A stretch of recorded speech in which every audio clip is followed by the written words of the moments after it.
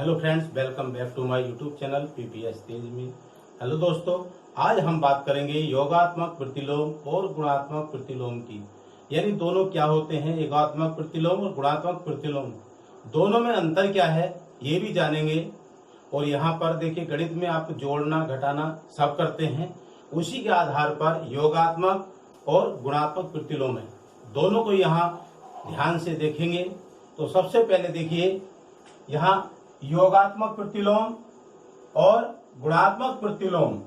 योगात्मक प्रतिलोम additive inverse और गुणात्मक प्रतिलोम मल्टीप्लिकेटिव इनवर्स, ये दो प्रतिलोम होते हैं। और योगात्मक प्रतिलोम पहले देखते हैं।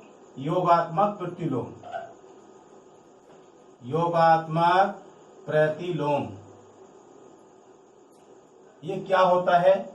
ये योगात्मक प्रतिलोम क्या होता है? ऐसा पूर्णांक होता है जिसमें पूर्णांक जोड़ने पर योगफल शून्य हो जाता है। यानी ऐसा पूर्णांक होता है, यदि हम उसमें कोई पूर्णांक जोड़ दें तो उसमें क्या हो जाता है? शून्य हो जाता है। जैसे मान लिया -12 है, इसका जो है योगात्मक प्रतिलोम +12 होगा और हमने इसमें प्लस जोड़ दिया तो क्या हो गया? शून्य हो गया। इस तरह से अब योगात्मक प्रतिलोम कहीं संख्या आती है कि इसका योगात्मक प्रतिलोम लिखिए, तो जैसे यही है तो -12 का योगात्मक प्रतिलोम, योगात्मक प्रतिलोम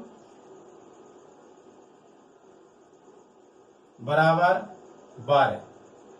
जब भी योगात्मक प्रतिलोम किसी संख्या का लिखने के लिए आता है, यदि माइनस की है संख्या तो वो प्लस की हो जाती है, और प्लस की है तो माइनस की हो जाती है।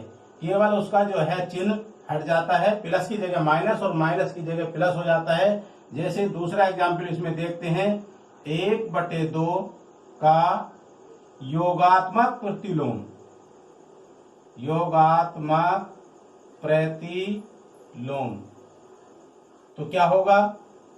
यहां पर 1/2 है, प्लस का है, तो यहां क्या हो जाएगा? -1/2। माइनस का चिन्ह बीच में ऊपर कहीं भी हो, सब जगह चलता है।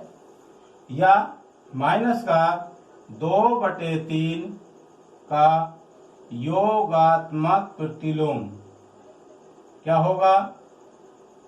प्रतिलोम।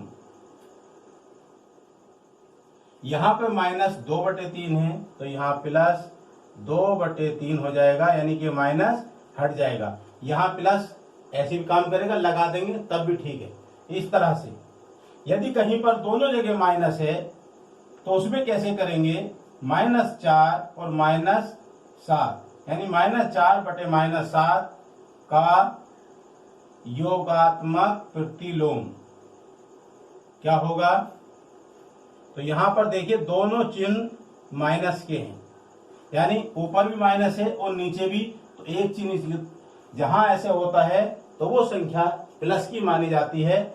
माइनस माइनस प्लस होता है तो यहाँ एक माइनस हट जाएगा तो ये संख्या माइनस की आ जाएगी। -4/7, -4/7, ये है योगात्मक प्रतिलोम।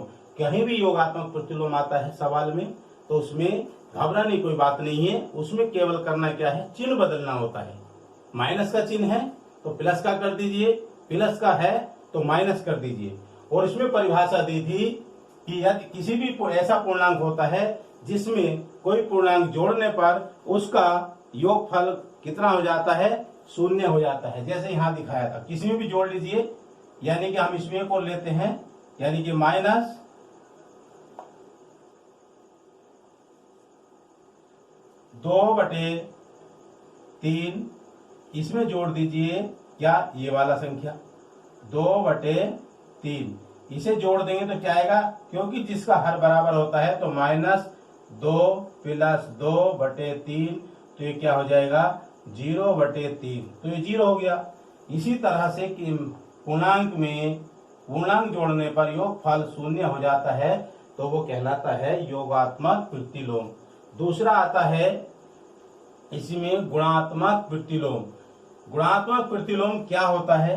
पहले ये देखिए कि गुणात्मक प्रतिलोम होता क्या है, तो फिर आपका जो है सवाल हल हो जाएगा। गुणात्मक प्रतिलोम, गुणात्मक प्रतिलोम ऐसी दो परिमेय संख्याएं जिनकी आपस में गुणा करने पर गुणनफल एक आता हो, तो क्या होगा, वो गुणात्मक प्रतिलोम होता है। और एग्जाम्पल देख सकते हैं। पहले जैसे ध्यान दीजिए 8/13, ये है गुणात्मक प्रतिलोम में क्या है, कोई चिन्ह नहीं बदलता। प्लस की संख्या है तो प्लस की रहेगी, माइनस की संख्या है तो माइनस की रहेगी। करना क्या है, का गुणात्मक प्रतिलोम, यहां लिखेंगे हम का गुणात्मक प्रतिलोम, गुणात्मक प्रतिलोम। यानी कि अगर संख्या लिखी हुई है, जैसे यहां लिखी है 8/13, इसका उल्टा हो जाएगा। गुणात्मक प्रतिलोम में उल्टा करते हैं और चिन्ह जैसा है वैसा ही रहता है, कोई चिन्ह नहीं बदलता। 8/13 है तो यहां हो जाएगा 13/8। ये क्या हो गया, गुणात्मक प्रतिलोम। ध्यान दीजिए, यानी कि हर अंश की जगह पहुंच जाएगा, अंश हर की जगह पहुंच जाएगा। या इसको पकड़िए, 13 को ऐसे कैसे घुमा दीजिए तो ये 13 ऊपर पहुंच जाएगा, 8 नीचे आ जाएगा। इस तरह से गुणात्मक प्रतिलोम बदला जाता है। माइनस, अगर कहीं पर माइनस की संख्या है, मान लिया -5 कितना है, 8 है, का गुणात्मक प्रतिलोम क्या होगा, का गुणात्मक प्रतिलोम क्या होगा, वही, यानी इससे संख्या बदल देंगे, 8 को ऊपर और इस 5 को इसे घुमा देंगे तो ये नीचे आ जाएगा। तो ये हो जाएगा 8/-5।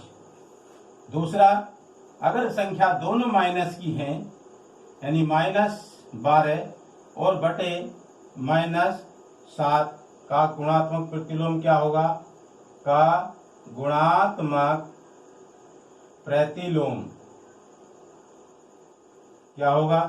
देखिए, जैसे हमने यहां देखा, इस संख्या को बदल दिया, ऊपर की नीचे, नीचे की ऊपर हो गई। इसी प्रकार से ये संख्या भी बदल जाएगी, माइनस यहां भी है और माइनस यहां भी है, तो ये माइनस ऐसे ही चलेगा, -7/-12, माइनस ऐसे ही रहेगा, दोनों जगह है, नीचे भी ऊपर भी, तो इस तरह से आ जाएगा। यदि अकेली संख्या है, संख्या अकेले एक अंक वाली है, मान लिया 9 है, तो 9 का गुणात्मक प्रतिलोम क्या होगा, 9 का गुणात्मक प्रतिलोम, 9 का गुणात्मक प्रतिलोम क्या होगा, कोई भी संख्या हो, अकेला अंक होता है 1 से लेकर 9 या कहीं आगे तक की कोई भी संख्या हो, तो उसके नीचे हर एक मान्य होता है, एक माना जाता है, होता है उसके नीचे हर। तो यहाँ योग कितना हो गया, 9 है, तो यो मान लीजिए 9/1, तो गुणात्मक कर देंगे तो बदल जाएगा, तो क्या जाएगा, 1/9, क्या जाएगा ये 1/9, 1/9 आ गया। तो इसका गुणात्मक प्रतिलोम यदि माइनस में होता है, यहाँ अगर यहाँ माइनस लगा दें तो माइनस की संख्या हो जाएगी, तो इधर जाए करके माइनस कहाँ आएगा, नीचे आएगा। इसमें ये ध्यान रखना है कि इसमें चिन्ह नहीं बदलता, केवल संख्या नीचे की ऊपर और ऊपर की नीचे आ जाती है, हर के अंश के स्थान पर और अंश हर के स्थान पर आ जाता है। यही इसमें करना है। यहाँ जब दो परिमेय संख्याओं का गुणनफल 1 होता है तो वे संख्या एक दूसरे की क्या होती हैं, गुणात्मक प्रतिलोम होती हैं। ये इसकी अभी बताया था हमने। तो यहाँ देखते हैं, कोई सी भी एक संख्या ले लीजिए, जैसे 8 बटे, पहली संख्या है ये वाली, इसे ले लीजिए 8 बटे कितना है 13 गुणा 13/8। देखिए कोई भी दो संख्याएं हैं और दो परिमेय दोनों की हम गुणा कर रहे हैं, तो यह 13 है, 13/8, ये 8/13, तो 13 से 13 कट जाएगा और 8 से 8 कट जाएगा, तो क्या जाएगा 1। इस तरह से यदि उसका गुणात्मक यानी गुणा करने पर दोनों का 1 आता है तो वो संख्या एक दूसरे की गुणात्मक प्रतिलोम होती है। गुणात्मक समझ में आ गए। इसी में हम एक उदाहरण लेते हैं, एक सवाल लेते हैं, उसे देखते हैं।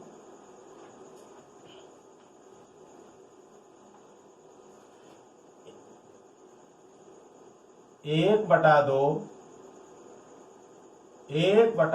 प्लस 3/4 ये सवाल है, और इसका गुणात्मक प्रतिलोम क्या होगा ये दिया है। तो इसका गुणात्मक इस तरह से सवाल आता है परीक्षा में, सवाल दे दिया, उसको हल करेंगे तो उसका गुणात्मक प्रतिलोम निकाल देंगे।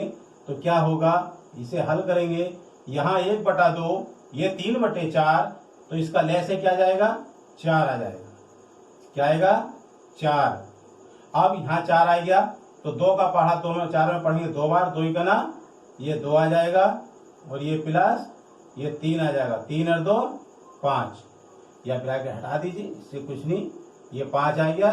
तो यहाँ क्या आ गया, ये 5/4।